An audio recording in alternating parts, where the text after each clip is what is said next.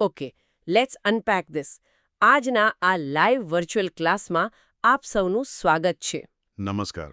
આપણા આજના આ ડીપ ડાઇવ સેશનમાં આપણું ફોકસ એક ખાસ એન્જિનિયરિંગ બ્લુપ્રિન્ટ પર છે.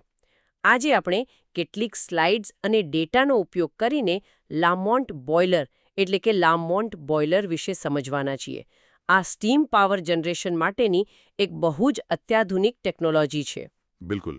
અને આ સેશનમાં આપણે માત્ર સ્લાઇડ્સ વાંચવાની નથી, પણ આપણે સ્લાઇડ બાય સ્લાઇડ આગળ વધીશું, જેથી કોઈ પણ ટેકનિકલ માહિતી બોજ ન લાગે.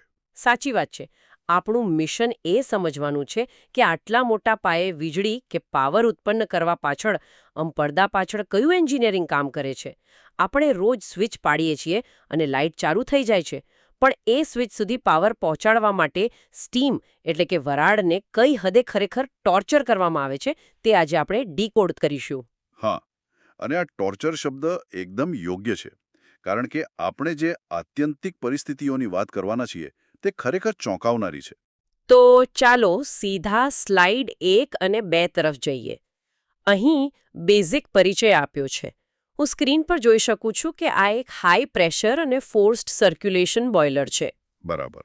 એટલે સામાન્ય રીતે આપણે સાંભળ્યું હોય છે કે પાણી ગરમ થાય એટલે તેની વરાળ બને અને તે કુદરતી રીતે ઉપર જાય. પણ આ ફોર્સ સર્ક્યુલેશન બળપૂર્વક પાણીને ફેરવવાનો સિદ્ધાંત શું છે? વોટ્સ ફેસિનેટિંગ હિયર ઇઝ કે આ સમજવા માટે આપણે ઐતિહાસિક સંદર્ભ જોવો પડે. આની રચના 1925માં લામોન્ટ દ્વારા કરવામાં આવી હતી. એ સમયે યુરોપ અને અમેરિકામાં ઉદ્યોગો બહુ ઝડપથી વધી રહ્યા હતા. હા, ઇન્ડસ્ટ્રીયલ રિવોલ્યુશનનો સમય. એક્ઝેક્ટલી. એટલે જૂના બોઇલર્સ નેચરલ કન્વેક્શન પર કામ કરતા હતા. પાણી ગરમ થાય, વજનમાં હલકું બને અને ધીમે ધીમે ઉપર જાય. પણ આ પ્રક્રિયા બહુ ધીમી હતી. લામોન્ટની જીનિયસ એ હતી કે તેમણે કુદરત પર આધાર રાખવાનું છોડી દીધું. એટલે કે જાતે પાણી ગરમ થઈને ફરે અને રાહ નહીં જોવાની.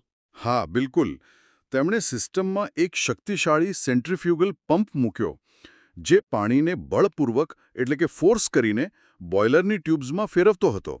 આનાથી સ્ટીમ બનવાની ઝડપ અનેક ગણી વધી ગઈ. ઓહ, આ તો બહુ જ લોજિકલ ઉકેલ કહેવાય.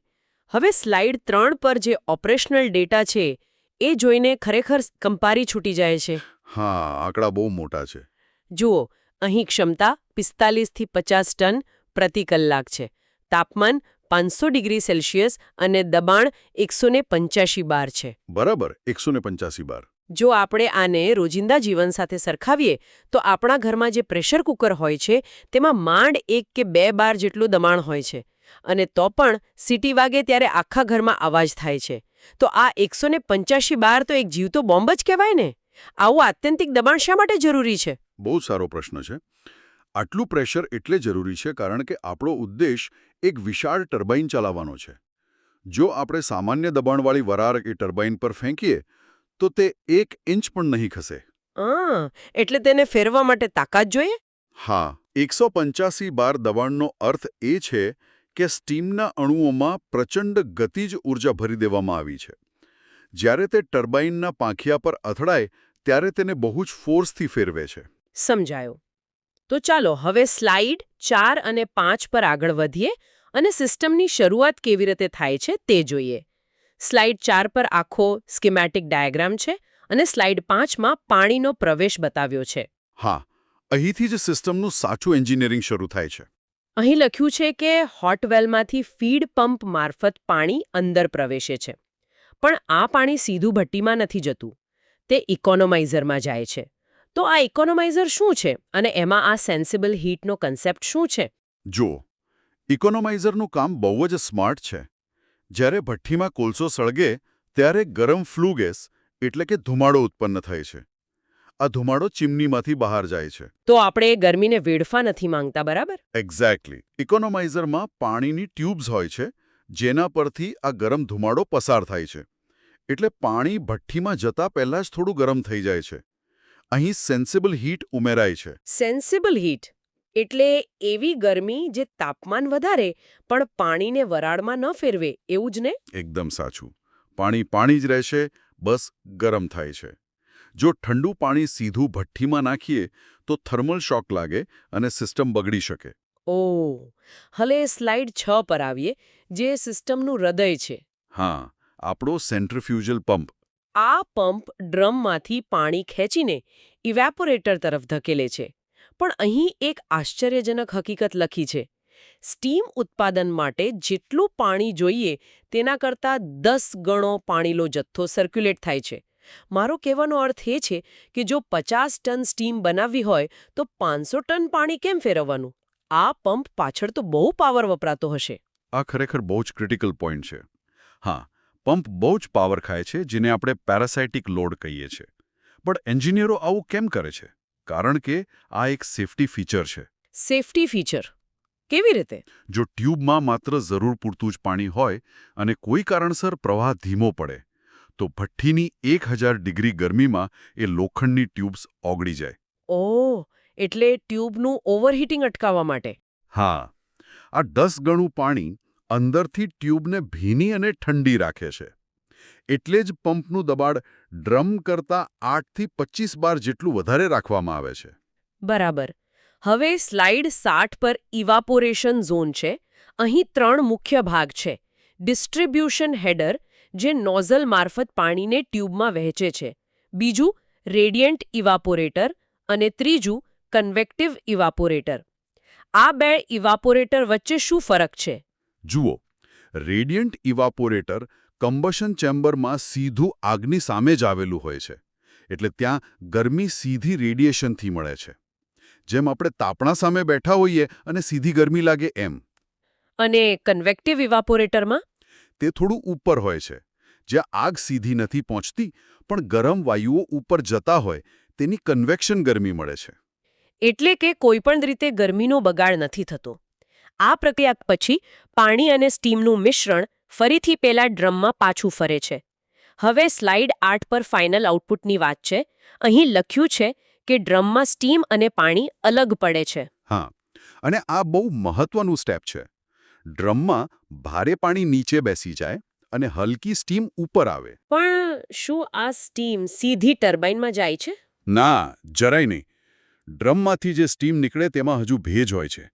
જો આ સ્ટીમ ફાસ્ટ સ્પીડમાં ટર્બાઇન પર અથડાય તો તેમાં રહેલા પાણીના નાના ટીપા ટર્બાઇનની બ્લેડ્સને તોડી નાખે. અચ્છા, એટલે પહેલા તેને સૂકવવી પડે. એક્ઝેક્ટલી. એટલે સ્ટીમને સુપરહીટરમાં મોકલાય છે, જ્યાં ફ્લુ ગેસની ગરમીથી તેને વધુ ગરમ કરીને એકદમ સૂકી અને હાઈ પ્રેશર સુપરહીટેડ સ્ટીમ બનાવાય છે. અને પછી જ તે ટર્બાઇન એટલે કે પ્રાઇમ મૂવર તરફ જાય છે. આ આખી પ્રોસેસ સાંભળીને સમજાય છે કે એન્જિનિયરિંગમાં કેટલી બારીકાઈથી કામ થાય છે. હવે સ્લાઇડ 9 પર એરફ્લો સિસ્ટમ છે. આગ માટે હવા તો જોઈએ જ. અહીં બ્લોઅર વાતાવરણમાંથી હવા ખેંચે છે અને એર પ્રીહીટરમાં તે ગરમ થાય છે. હા, કારણ કે જો ઠંડી હવા સીધી ભઠ્ઠીમાં નાખીએ તો તાપમાન ઘટી જાય. એટલે ચીમનીમાંથી બહાર નીકળતા પહેલા ફ્લુ ગેસ આ તાજી હવાને પણ ગરમ કરી દે છે. સિસ્ટમ ગરમીનો જરા પણ બગાડ થવા દેતી નથી. એકદમ પરફેક્ટ. હવે આપણે ક્લાસના અંતિમ ભાગ તરફ જઈ રહ્યા છીએ. સ્લાઇડ 10 પર ફાયદાઓનું લિસ્ટિંગ છે. ચાલો એ સમજીએ. આ સિસ્ટમના ઘણા ફાયદા છે. પહેલું તો વધુ હીટ ટ્રાન્સફર થાય છે કારણ કે ટ્યુબોનો વ્યાસ નાનો હોય છે. હા, અને બીજું કે ડ્રમ વજનમાં હલકું અને કોમ્પેક્ટ હોય છે, બરાબર ને? ચોક્કસ. બીજો મોટો ફાયદો એ છે કે પાણી એટલું ઝડપથી ફરે છે કે ટ્યુબની અંદર ક્ષાર જામતો નથી. એટલે સ્કેલિંગનો પ્રોબ્લેમ ઓછો થાય છે. અને અહીં એ પણ લખ્યું છે કે લોડ વેરિએશનમાં આ ક્વિક સ્ટાર્ટ આપે છે. એટલે કે પાવર ડિમાન્ડ વધે તો તરત રિસ્પોન્ડ કરે છે. હા, આ બહુ જ ઉપયોગી ફીચર છે. પણ આપણે સંતુલન જાળવવું પડે. સ્લાઇડ 11 પર કેટલાક ગેરફાયદાઓ પણ આપ્યા છે. કારણ કે કોઈ પણ સિસ્ટમ પરફેક્ટ તો હોતી નથી. બિલકુલ. સૌથી મોટો પડકાર તો આપણે જે પેલા 6, 8 બાર કે 25 બાર પ્રેશરવાળા પંપની વાત કરી એ જ છે. હા, પેલો હેવી ડ્યુટી પંપ. એ પંપ એટલો પાવર વાપરે છે કે આખી સિસ્ટમનો પાવર વપરાશ અને કિંમત વધી જાય છે. અને તેનું મેન્ટેનન્સ પણ વધુ માંગે છે. એક બીજી વસ્તુ મને અહીં દેખાઈ. એવું લખ્યું છે કે આ બોઇલર ક્રિટિકલ પ્રેશર કરતાં નીચા દબાણે કામ કરે છે. આ ક્રિટિકલ પ્રેશરનો શું ફંડા છે? જો 221 બાર દબાણ એ પાણી માટે ક્રિટિકલ પ્રેશર છે. આ દબાણે પાણી અને વરાળ બંનેની ઘનતા એટલે કે ડેન્સિટી એક સરખી થઈ જાય છે. ઓહ, એટલે જો ઘનતા સરખી થઈ જાય તો ડ્રમમાં પાણી અને સ્ટીમ અલગ જ ન પડી શકે? એક્ઝેક્ટલી. અને એટલે જ લામોન્ટ બોઇલર 221 બારથી વધુ પ્રેશર પર કામ ન કરી શકે.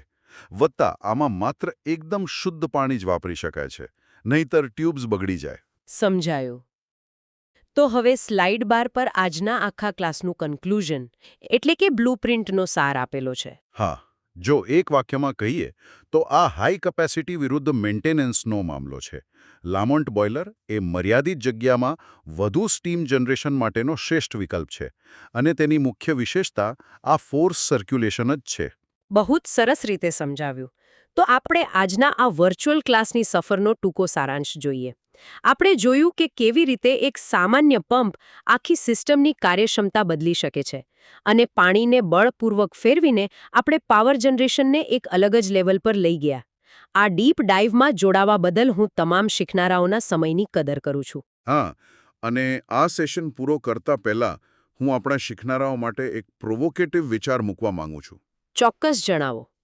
જો 1925માં એન્જિનિયરોએ માત્ર પાણીને બળપૂર્વક ફેરવીને એટલે કે ફોર્સ સર્ક્યુલેશનથી આટલી મોટી કાર્યક્ષમતા પ્રાપ્ત કરી લીધી હોય તો આજના સમયમાં ગ્રીન એનર્જી કે રિન્યુએબલ સેક્ટરમાં એવી કઈ કુદરતી પ્રક્રિયાઓ છે જેને આપણે ફોર્સ કરીને ભવિષ્યની ઊર્જાની સમસ્યાઓ હલ કરી શકીએ. વાહ, આ ખરેખર વિચારવા જેવો પ્રશ્ન છે. શું આપણે પવન કે સૂર્ય ઊર્જાની કોઈ કુદરતી લિમિટને પણ આ રીતે ફોર્સ કરી શકીએ? આ જિજ્ઞાસા સાથે આપણે આજના આ ડીપ ડાઇવ સેશનને અહીં જ સમાપ્ત કરીએ છીએ.